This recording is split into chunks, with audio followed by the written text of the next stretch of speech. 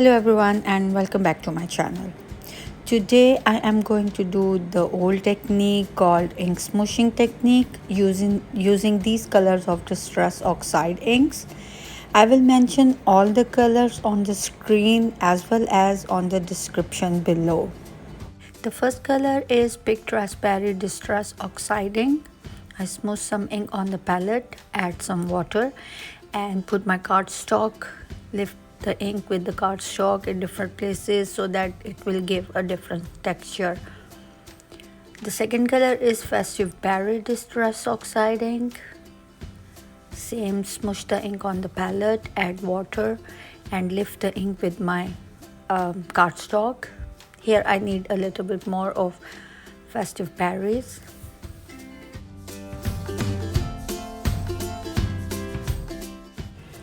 And here I am using Seedless Preserves Distress Oxide ink to give a different and darker color to the panel.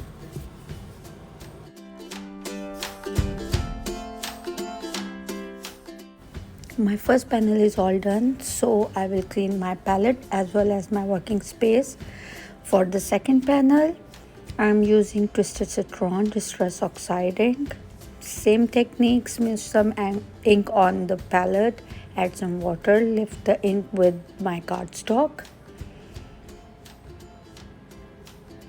Here you can see I am choosing the place where I want the color, and it will give a different texture and different look of the color on my panel. The second color here is Mowed Lawn Distress Oxide ink, and I'm choosing different places on the cardstock for that color to be. It will not completely cover the panel, and there would be some places where the different color will show. And lastly, I'm using Peeled Paint Distress ink, because oxide are, when they dry, they give a bit of chalky feel, but distress ink, they are bright and vibrant, so I want that color in my second panel to show up more. So here is my panel, the pink one and the green one, how they look. I set them aside to let them dry. Meanwhile, I am working on my background. Here I am using layered confetti layering stencil from Gina design. This stencil includes 3-step stenciling, but I am using just one which have these little dots. And the color I am using is Spun Sugar Distress ink. I want a settled background. I place the stencil on my cardstock, ink blend just in the middle and fade it out a little bit. Then I switch and ink blend again. I switch it 2 times, but I wasn't actually satisfied with the background, so I do some splatters with Festive Barries. I set it aside to let it dry. Meanwhile, my 2 panels are dried and time to die cut them. I am using my Big Shot machine for die cutting, and I will die cut using Gina Design's flowing florist dies, and I'm only using those dies to cut out the flowers and the leaves.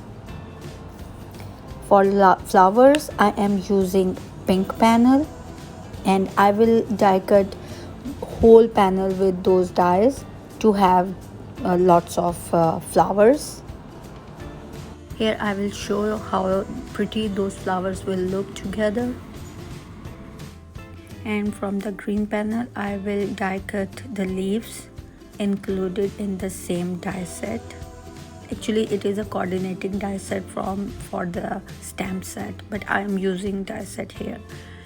It includes 2 single leaves and 1 branch, I guess, or different leaf. And I want more different leaves, so I will take out another die set from Gina Designs, which is called Perfect Petunias die set.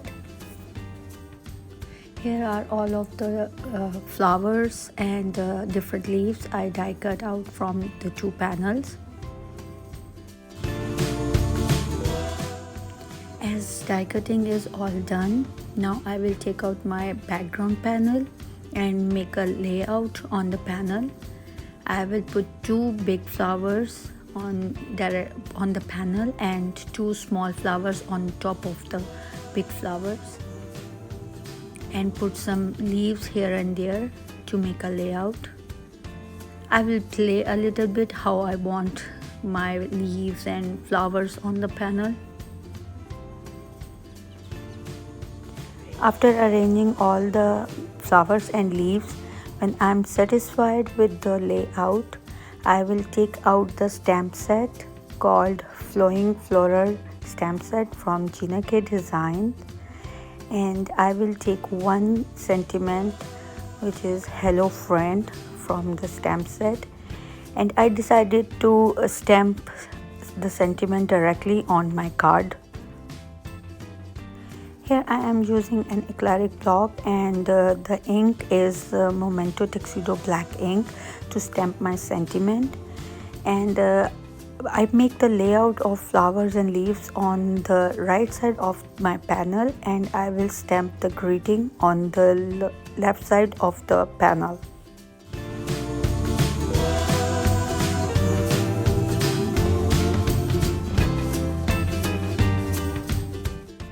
After stamping the sentiment, I will put scrapbook.com double-sided foam tape on all of the flowers, and I will put the smaller flower onto the larger flower, and I will use the petals of the smaller flower to give some like 3D dimension.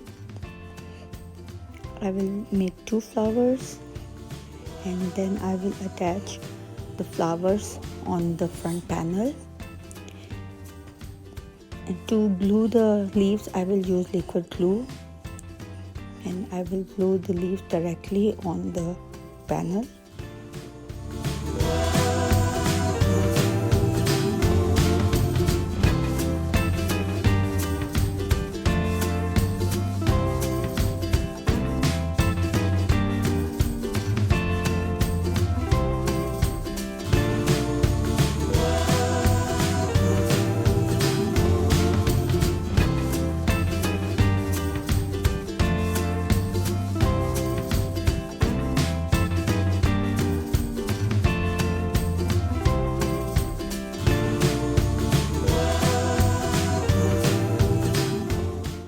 The liquid glue I am using here is from Simon Says Stamp's Craft Tacky glue,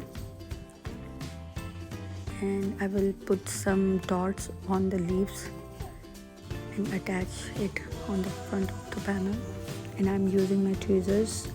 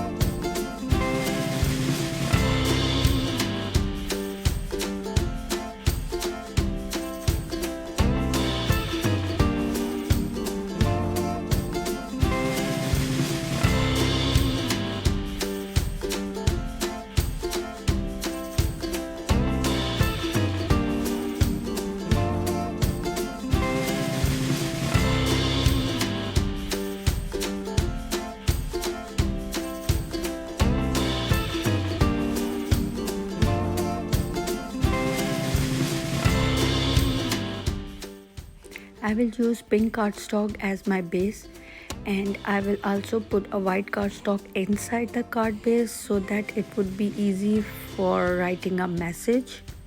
And I am using double-sided tape to attach the white cardstock inside.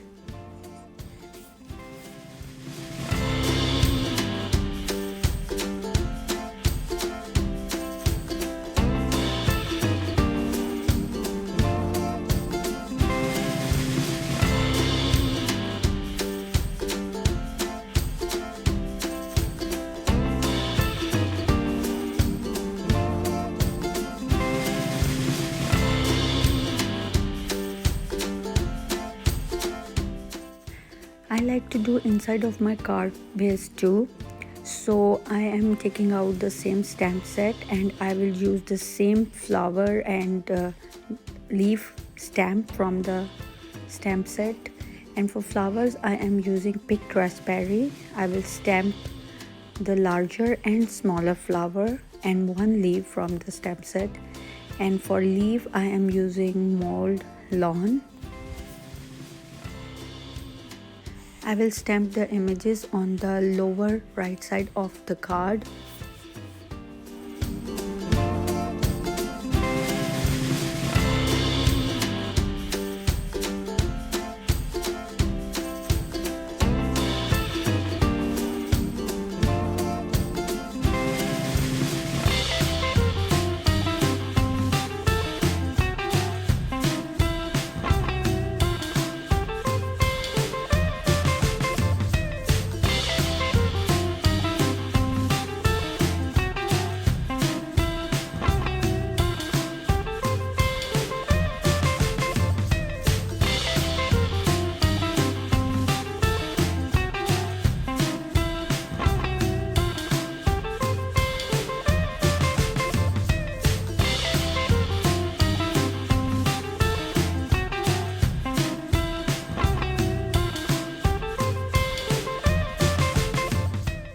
After doing the inside, I will fold my card base and burnish it with my bone folder.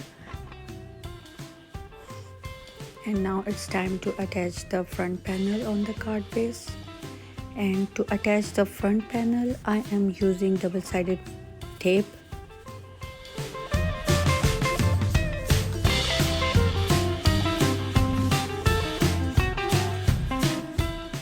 My card base is US A2 size, that is 5.5 by 4.25, and my front panel is 4 by 5.25, so it will give a border of pink card base.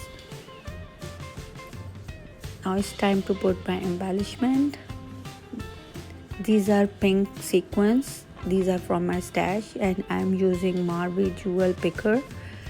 And for attaching the sequins, I am using Tacky glue. I will put 5 sequins on the card, 2 in the middle of the flowers and 3 randomly.